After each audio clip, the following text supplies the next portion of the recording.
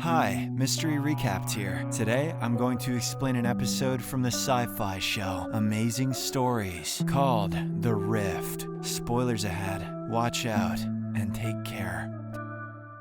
The story opens as a recently widowed woman, Mary Ann Johnson, and her stepson, Elijah, drive down a road somewhere in Ohio. They are headed to Burlington, where Mary Ann plans to hand over Elijah's guardianship to her sister-in-law. The poor boy doesn't know this and thinks they are headed to California to start a new life. As they are driving, the GPS suddenly stops functioning, causing Mary Ann to miss a turn. She soon stops the car and takes a U-turn, hoping to find the right path. But this is when something strange happens. The ground underneath them trembles, and all the windows in the car shatter. A high-pitched squeal then temporarily debilitates them as a plane falls from the sky and crashes into a nearby meadow. As soon as the screeching sound stops, Elijah sprints to the edge of the road to look down at the crash. He is followed by his mother, who quickly calls 911. Meanwhile, the plane has caught fire, and Elijah spots someone in the cockpit. Mary Ann then hurriedly goes down and manages to open the canopy. The pilot, Lieutenant Theodore Ted Cole, climbs out but refuses to go without the photograph that's on his dashboard. Once they're clear of the burning wreck, Elijah runs over and hugs Mary Ann. Ted also thanks her for pulling him out of danger and introduces himself as a pilot for the 2nd Squadron. He asks if the duo are British or Dutch and wonders what they're doing in Burma. A confused Elijah responds that they're in Ohio, United States, but the pilot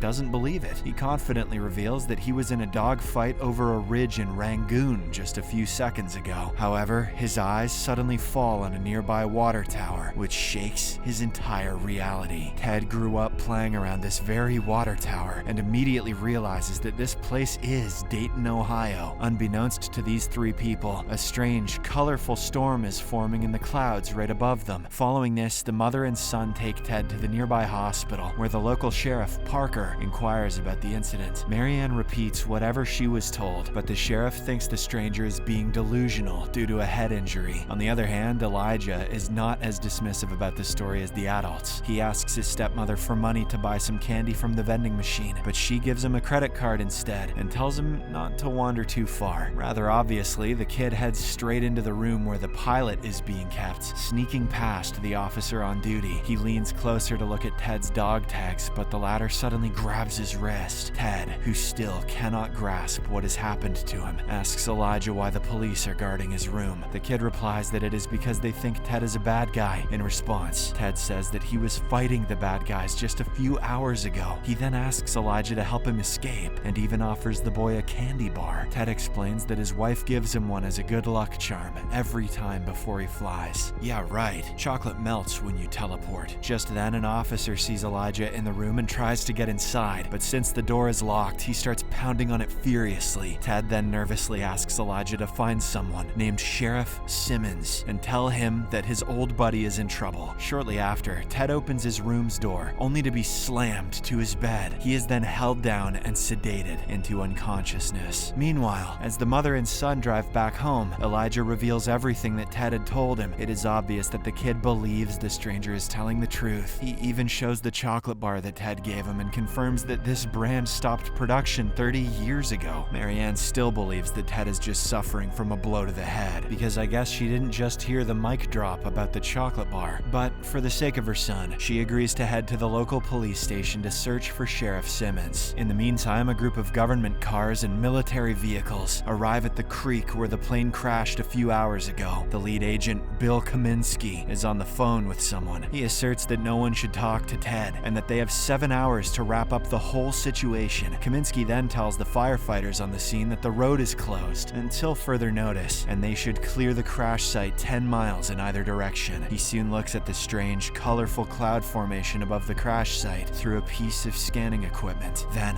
he orders his aide, Bowman, to continually monitor Ted and not to let him leave without his permission. Elsewhere, Mary Ann and Elijah arrive at the Bradford police station and ask for Sheriff Simmons. The station chief tells them that there is no one of that name here. Meanwhile, Elijah, who is wandering near a display case in the station, sees an old photograph. He quickly opens the case and takes the photo before anyone can see what he is doing. Once outside the station, he shows his mother the photograph, which apparently was taken in 1938. Standing in one corner of the photo is Ted in a police uniform, but Marianne is still not convinced as she believes the person could be Ted's grandfather. Back at the hospital, Ted wakes up and looks out the window, only to see several soldiers pulling up. He is now beginning to suspect that there is something fishy going on here and decides to take matters in his own hands. When the orderly comes in with yet another sedative, Ted knocks him out. He then quickly changes into the orderly's uniform and sneaks out. Moments later, Bowman enters the room and sees the unconscious orderly. Realizing that Ted has escaped, she quickly orders her men to find and arrest him as soon as possible. Meanwhile, Ted finds his clothes from the hospital's laundry and casually walks outside. He gets a shock as he comes face to face with 21st century technology for the first time. Moments later, Agent Bowman sees him standing in the hospital's premises and alerts her men. But just as they reach the location, Ted steals a motorcycle from the parking lot and drives off. Can't use an iPad, but he can steal a motorcycle. Ted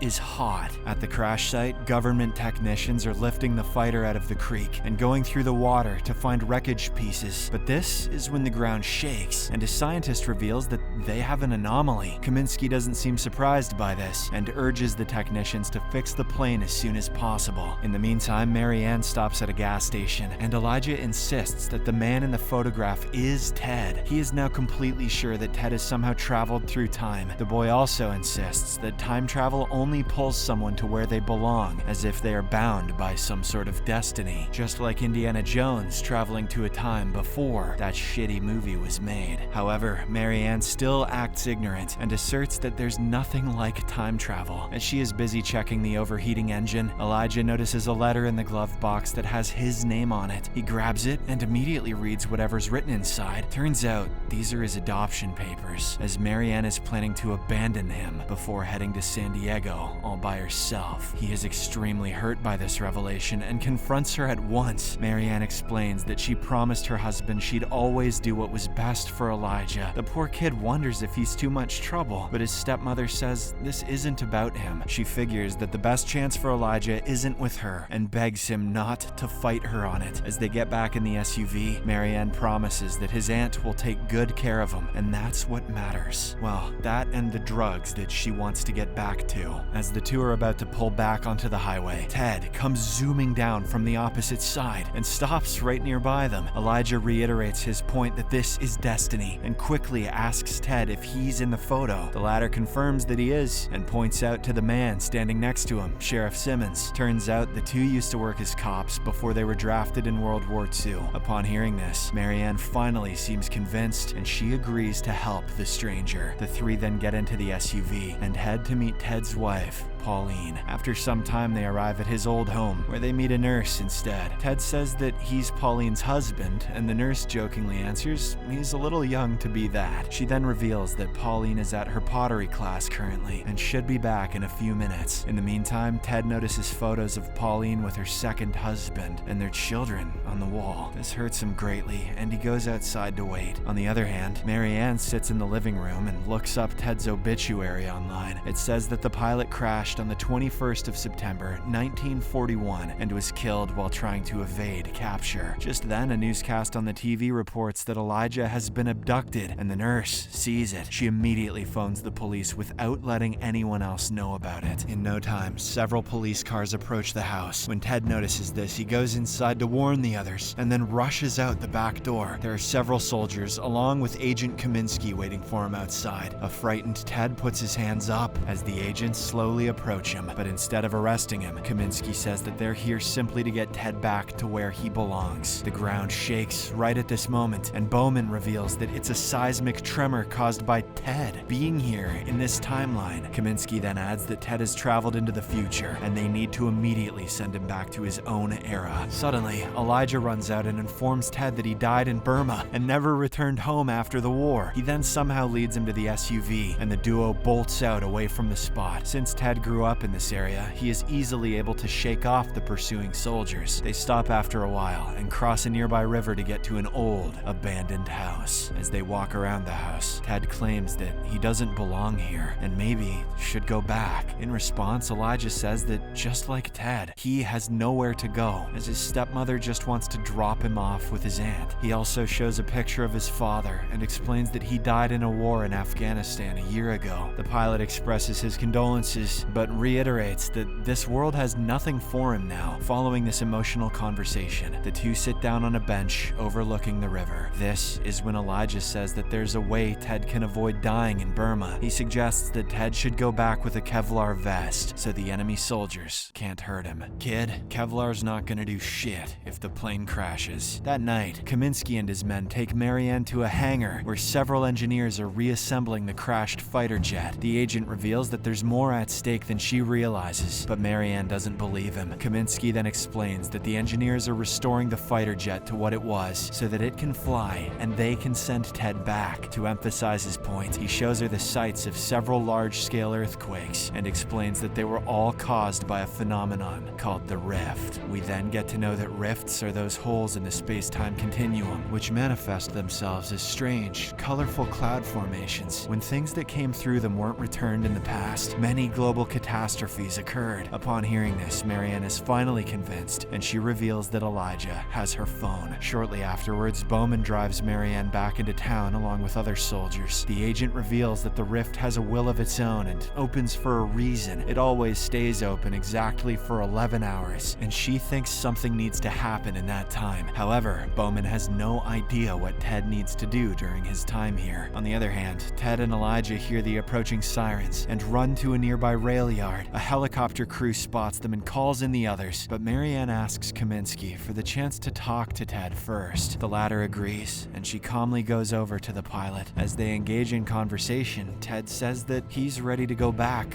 but on one condition: he is provided with a weapon and bulletproof vest. However, Marianne tells him that he can't fight what is already predestined. She reveals that if he doesn't go back exactly the way he came through, every single person in a 10-mile radius will die in some natural catastrophe. She can't possibly know that. Rather surprisingly, Ted accepts his destiny and is ready to head back. This is when Marianne says that the rift brought him here for a reason. The scene abruptly shifts as all of them head back to Pauline's house, where Kaminsky gives Ted 5 minutes. The pilot goes inside and finds the love of his life in the kitchen, working on a puzzle, old as shit. He hesitantly approaches and greets her, and she stares at him and smiles warmly. Ted apologizes for never saying goodbye and figures that she moved on. He adds that he loved her, always has, and always will. But just as Ted is about to leave, Pauline shows him a pendant that she wears around her neck. This is the same pendant that he had given her all those years ago, a symbol of her love. Moments later, Kaminsky comes in to get Ted, and the pilot says goodbye to Pauline. As he goes to his fighter jet, he tells Marianne to stay together with Elijah. He then starts the engine and flies off to the rift, right in the nick of time. As the story ends, we see that Marianne has changed her mind. She and Elijah are heading to California together to start a new life. Subscribe for more videos like this, turn on notifications, and leave a like to help the channel out. Thank you for watching.